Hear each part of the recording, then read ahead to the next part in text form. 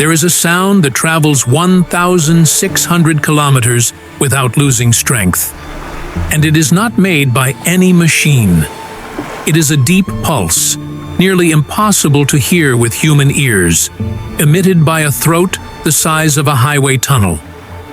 Right now, as you breathe, something with the mass of 20 school buses glides 40 meters below the surface of the Pacific, pumping blood through arteries a child could crawl through. The ocean is not empty. The ocean is ruled. And the thrones belong to lineages that have dominated every basin for millions of years. Dynasties of flesh, fat, bone, and song that have shaped currents, fertilized seas, and redrawn the climate of the entire planet. What you are about to see is not just a documentary about whales. It is the map of an invisible empire.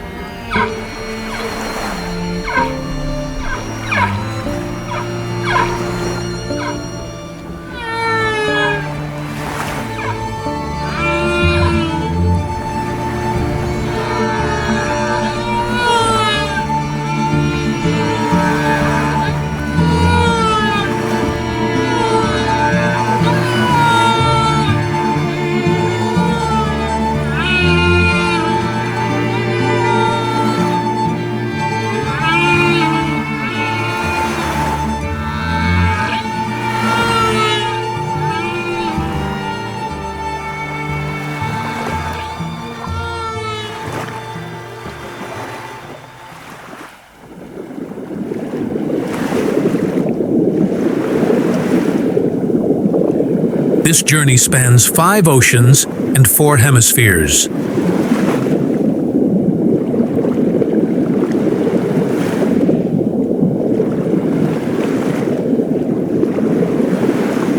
It begins in the trenches of the North Pacific, where submarine canyons plunge beyond 3,000 meters between Japan and the Aleutian Islands, in a band of water whose temperature fluctuates between 2 and 6 degrees Celsius. It crosses the South Atlantic off the coast of Argentine Patagonia, where frigid Falkland currents collide with tropical Brazilian masses, creating one of the most fertile nurseries in the hemisphere.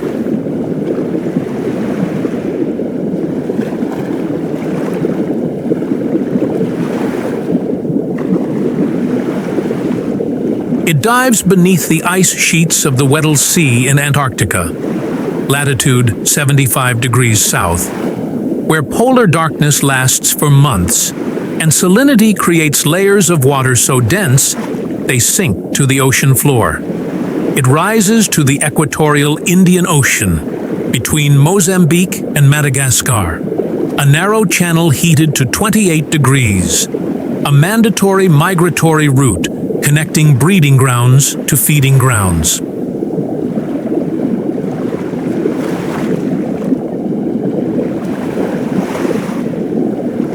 And it ends in the shallow bays of the Canadian Arctic, where ice sculpts labyrinths that only one species has learned to navigate without ever breaking through the frozen surface. Every blue whale, Balænoptera musculus, that dies and sinks, carries approximately 33 tons of carbon to the ocean floor, the equivalent of what 1,500 trees would absorb in their entire lifetime.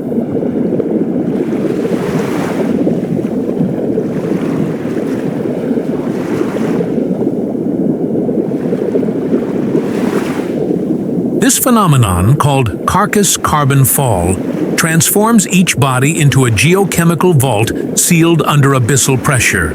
But the climate service begins long before death. While alive, the blue whale fertilizes the surface with feces rich in iron and nitrogen, stimulating phytoplankton blooms that capture carbon dioxide from the atmosphere through photosynthesis. A single defecation releases a plume that can spread across more than 300 square meters of ocean surface.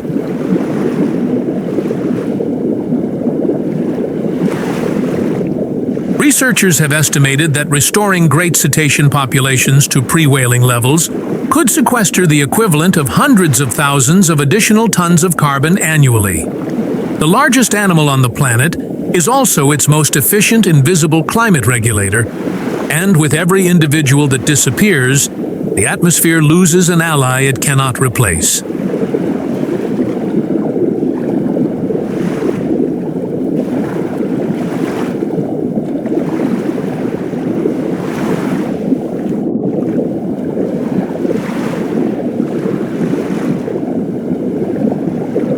At 2,000 meters deep, where the pressure crushes steel submarines, the sperm whale, Physeter macrocephalus, hunts with surgical precision in absolute darkness. Its lungs collapse in a controlled manner to prevent embolism. The spleen releases concentrated reserves of red blood cells, and the heart rate plummets to 4 beats per minute. A physiological engineering that no human technology has managed to replicate.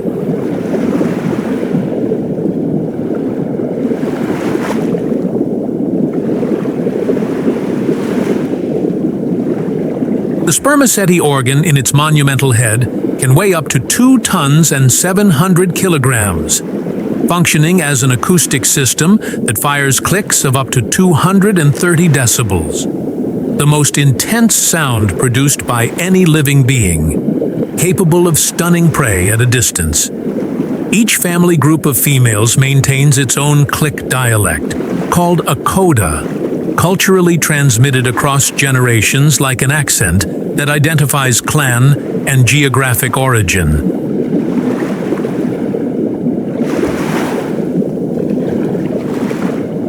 When a calf is born, the other females take turns diving while one remains at the surface protecting the newborn. A collective babysitting system that reveals social organization comparable to that of primates. The bowhead whale, Balaena mysticatus, holds the longevity record among mammals. Ivory harpoon tips from the 19th century have been found embedded in the blubber of specimens captured in the 21st century, confirming individuals older than 200 years.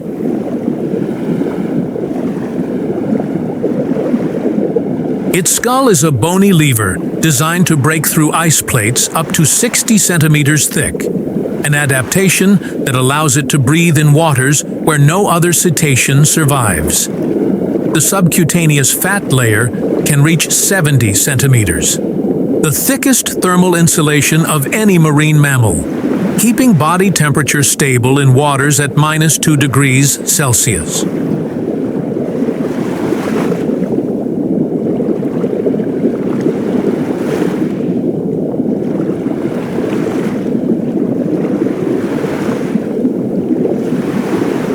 Its mouth, the largest proportionally among all mysticates, houses baleen plates that exceed 4 meters in length and filter microscopic copepods with efficiency superior to any net manufactured by engineers. Populations in the Bering Strait sing compositions that change every winter. Not repetitions, but original seasonal symphonies that suggest a form of acoustic creativity that science is still trying to understand.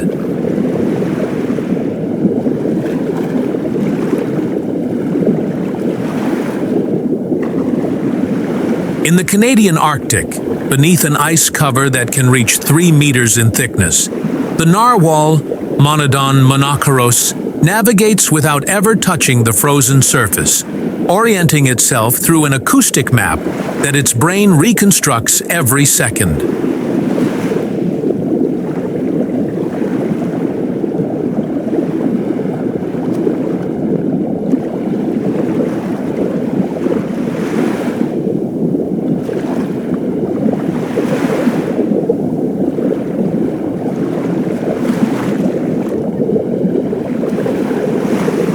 The spiral tusk of the males, which can exceed 2 meters and 70 centimeters, is neither horn nor weapon. It is an upper left canine tooth that erupts through the lip and grows counterclockwise with up to 10 million nerve endings exposed to the environment. This biological antenna detects salinity gradients, temperature variations, and barometric water pressure, transforming the narwhal into an ambulatory weather station.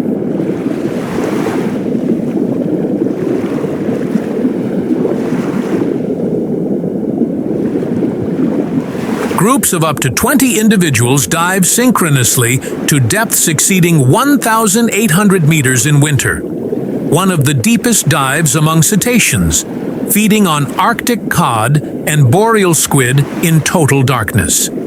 Populations in Baffin Bay are among the most vulnerable to polar warming. Every additional degree in water temperature reduces the ice cover that serves as a protective ceiling against orcas, their only significant natural predator.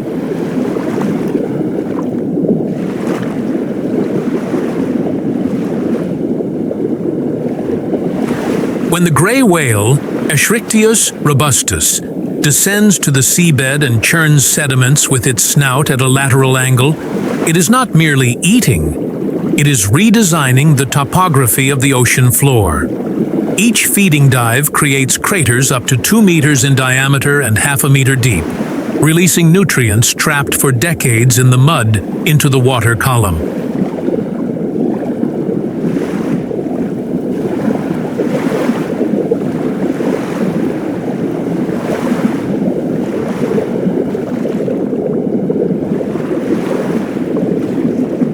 Marine biologists estimate that a single gray whale overturns between 120 and 180 metric tons of sediment per feeding season in the shallow waters of the Bering Sea and the Chukchi Sea. This bioturbation process benefits more than 40 species of opportunistic invertebrates that colonize the abandoned craters: amphipods, polychaete worms, mollusks, creating temporary micro-ecosystems in the wake of each individual.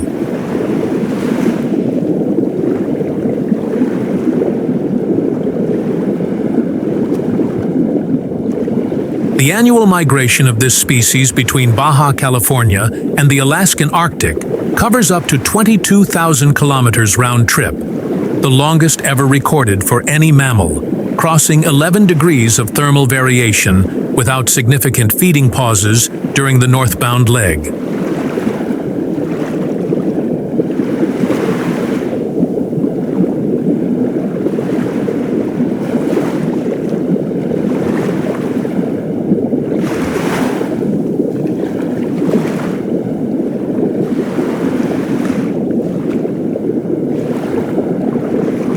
The song of the humpback whale, Megaptera novaanglii, is not random music. It is a composition structured in themes, phrases, and subphrases that can last more than 20 minutes and be repeated for hours without significant variation. All males in a given population sing the same version at any given moment, but that version changes progressively throughout the breeding season, as if the entire group were editing a collective work in real time.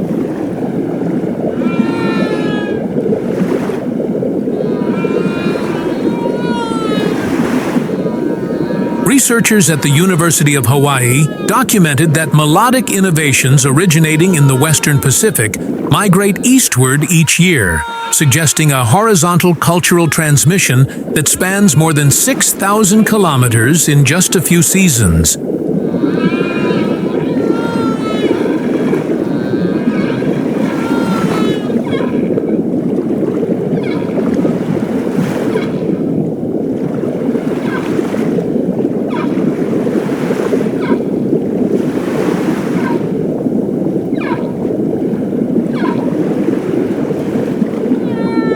Beyond song, humpbacks have developed the bubble net technique. A coordinated group spirals beneath a school of fish, releasing curtains of air that concentrate the prey into an increasingly narrow column until all mouths burst simultaneously through the surface.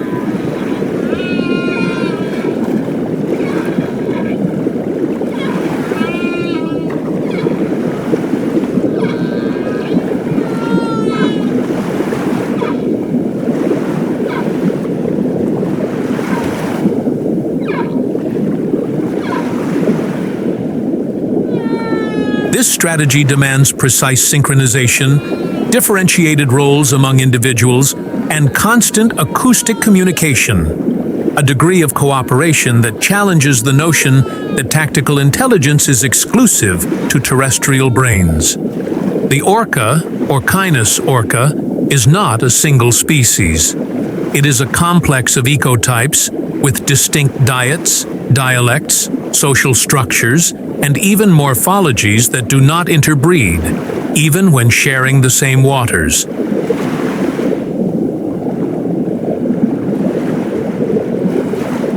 In the Northeast Pacific, resident ecotypes feed exclusively on salmon, while transient ecotypes hunt marine mammals with ambushes involving wave simulation, flank encirclement, and coordinated drowning. In Antarctica, groups specializing in Weddell seals create synchronized waves that sweep ice blocks with millimetric precision, a behavior that each generation teaches the next, and that has never been observed to be spontaneously invented by other groups.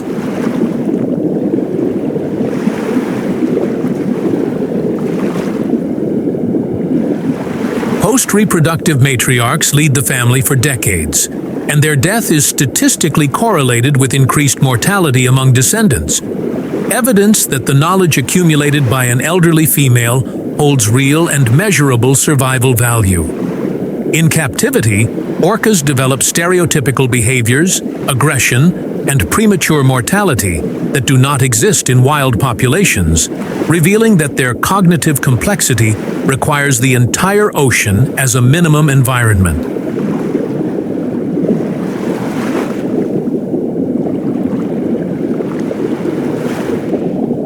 Right whales, genus Eubalaena, carry on their faces the proof of their identity. Callosities formed by dense colonies of cyamids, crustaceans of the family Chiamidae, that settle on permanent dermal protuberances from birth. Each callosity pattern is as unique as a human fingerprint, allowing researchers to identify and monitor individuals for decades without the need for invasive tagging.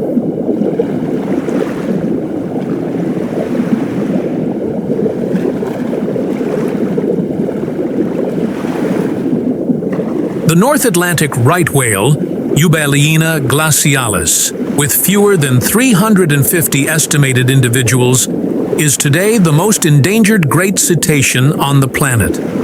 Collisions with vessels and entanglement in fixed lobster fishing nets account for more than 80% of recorded unnatural mortality.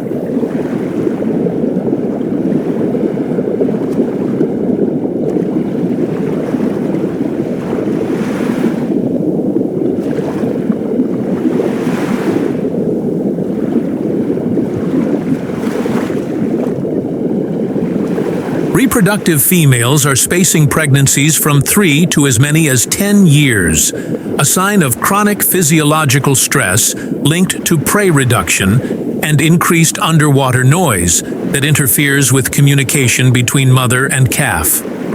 If nothing changes at the current rate, population models project functional extinction before the end of this century.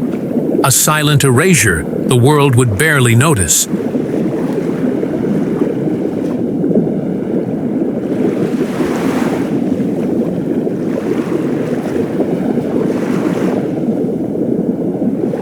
While humpbacks and blues dominate headlines, Bride's whale, Balænoptera edeni, operates in the shadows of tropical seas with an agility that belies its 14-meter frame. It is one of the few baleen whales that remains in warm waters year-round, dispensing with the long seasonal migrations that define the lives of other mysticetes.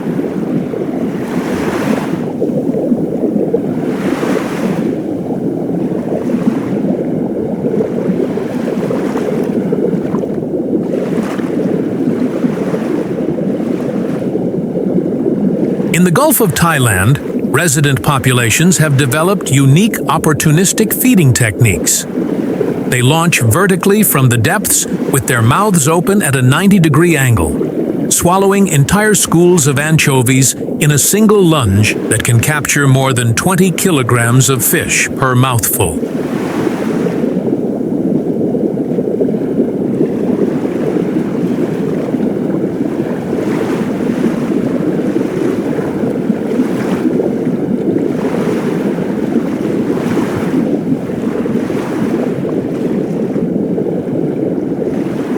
The common minke whale, Balænoptera acuterostrata, with its 8 meters of compact body, frequents coastal waters and fjords with a familiarity uncommon for a mysticete, approaching vessels with a curiosity that surprises even experienced biologists.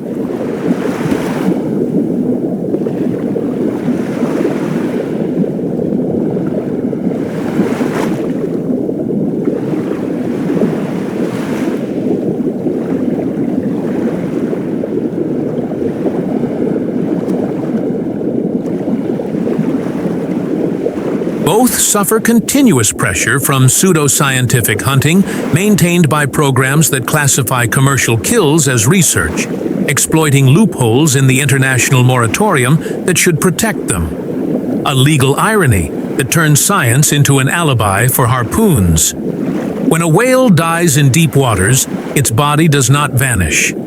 It inaugurates an ecosystem.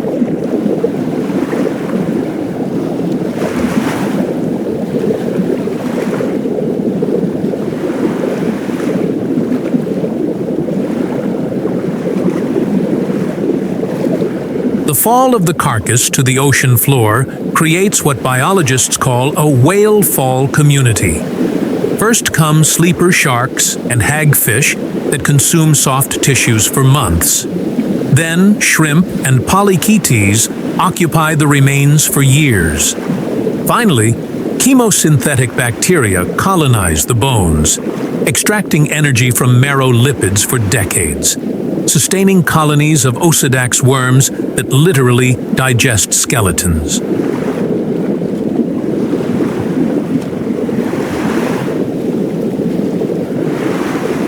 A single carcass can feed more than 400 species for 50 to 75 years.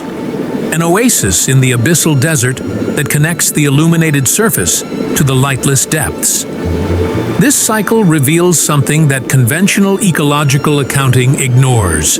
Every whale eliminated by hunting is not merely a lost individual, but a future ecosystem cancelled, a food chain that will never exist. Protecting whales, therefore, is not sentimentalism, it is planetary infrastructure.